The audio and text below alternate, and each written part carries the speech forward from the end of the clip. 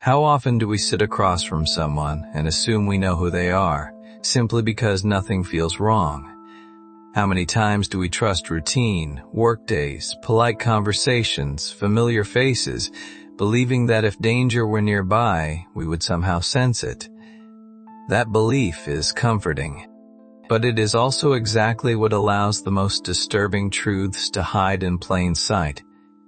Because real danger does not usually arrive loudly, it waits, quietly, until the moment it is exposed. This story centers on that moment, the instant a man who believed he had lived undetected for decades realized that everything was over. This is the moment serial killer John Getreu knew he was caught. And what makes this case unsettling is not just what he did, but how long he went unnoticed, moving through everyday life without raising suspicion. When you see the words, "the moment a serial killer broke," this is not about drama or shock. It is about the precise second when control vanished, when confidence gave way to fear, and when a lifetime of secrecy collapsed without warning. What is disturbing is how ordinary everything looked before that moment, how nothing about his daily life signaled danger, and how easily someone like him can exist within systems built on trust. And as this story unfolds, keep one thought close, because it is the reason this case still lingers. If someone can live undetected for most of their life, how would you ever recognize the moment when the truth finally catches up to them? By the late 1960s and into the early 1970s, John Getreu was living in California. And on the surface, his life looked completely normal. He worked regular jobs. He followed routines. He blended in the way most people do. Which is exactly why no one paid him much attention. On paper, there was nothing alarming about him, and that is the part that still throws people off. Because when we imagine danger, we expect chaos, not someone who looks put together and predictable. Here's the thing. This was an era built on trust. Doors were left unlocked. Neighbors minded their own business. A quiet man did not raise eyebrows just for keeping to himself. So Getreu fit right in without causing a stir.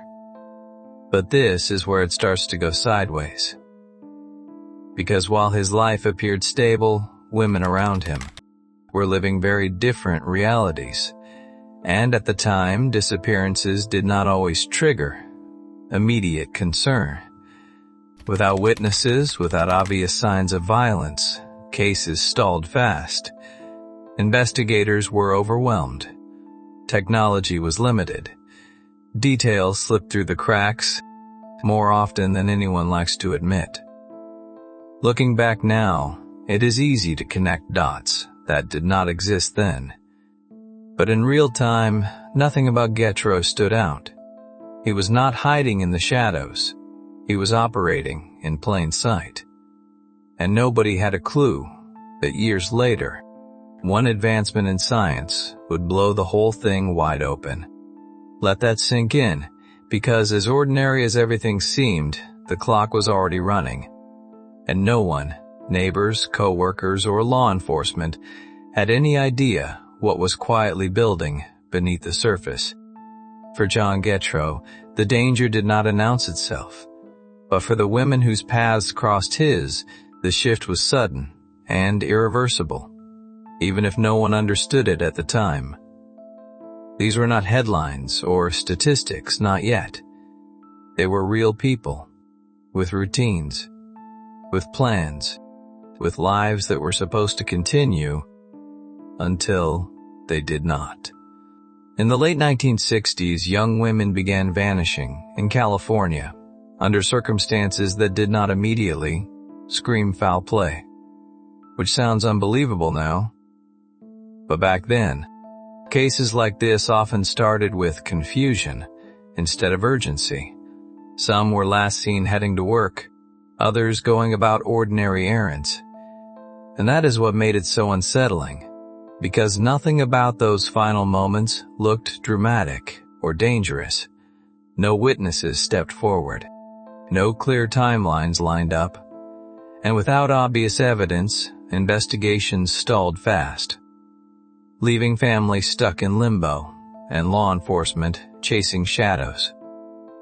Here is where it really hits. Each disappearance felt isolated, like a one-off tragedy, not part of a larger pattern. So, no alarms went off, no task forces formed, and no one was connecting dots that did not yet exist.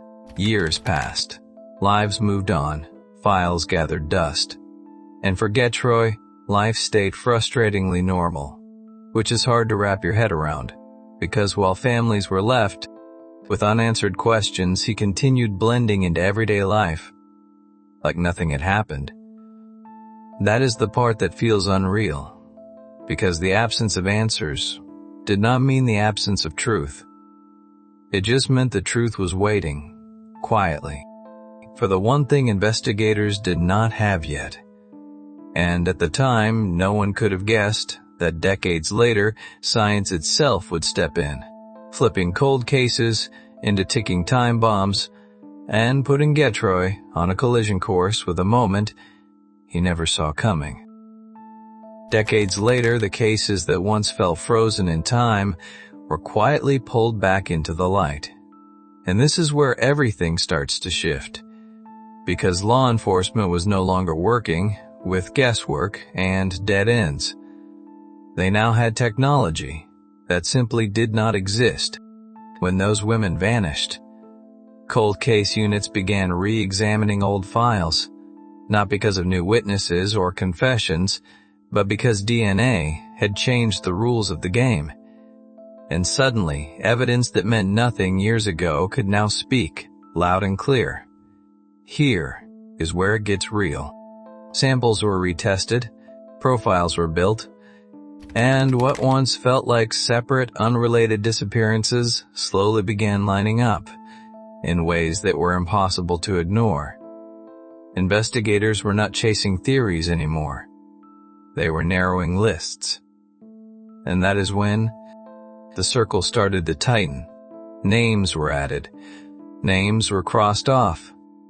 And eventually, one name refused to go away, John Getreu. On the surface, it still did not make sense. He had no criminal reputation, no history that screamed danger. But that is exactly why detectives leaned in harder, because the data was not lying, even if the picture felt uncomfortable. This is where it all starts to feel inevitable. Because once DNA enters the room, there is no bluffing your way out, no talking your way around it, no hiding behind time. And Getreu had no idea that years of quiet normalcy were about to come to an abrupt end. Investigators did not rush him. They did not kick down doors. They waited. They built their case, carefully. And then, they made contact. In a way that looked routine on the outside, but underneath, everything had already changed. From that point on, the pressure was on, whether he realized it or not. Because when science puts you in its sights, it is only a matter of time before the truth comes knocking. And the moment he feared most was already loading in the background, ready to play. The moment finally arrived, not with flashing lights, not with a dramatic arrest, but in a way that felt almost casual on the surface. And that is what makes it so chilling. Because when investigators contacted John Getreu, it looked like a routine request. The kind of thing most people would not lose sleep over. But here's the thing, this time was different. And on some level, he knew it. As questions were asked and small details were pressed, his confidence started to crack. And that is where the shift happened. Subtle, but unmistakable. The point where control slipped and fear crept in. This was the moment the mask did not just slip, it faltered. Because when you have lived for decades believing the past is buried, It hits different when you realize science does not forget. Body language changed. Answers slowed. The calm exterior could not keep up. And anyone watching closely could tell this was not just stress. This was recognition. That is the moment this entire story has been building toward. Not the crimes themselves, but the realization that time had finally run out. And when the truth surfaced, it did not just bring answers. It reopened wounds. For families who had waited years, sometimes lifetimes, for justice that once felt impossible. Let that sink in. Because this case is not just about John Getreu. It is about how long evil can hide in plain sight. How systems fail before they catch up. And how closure does not always come clean or easy. Even now, the unease lingers. Because if it took decades, advancing science, and one critical moment of human weakness to expose the truth, it raises a hard question, one that sticks with you long after the story ends. How many other moments like this have not happened yet, and how close could they be to breaking wide open?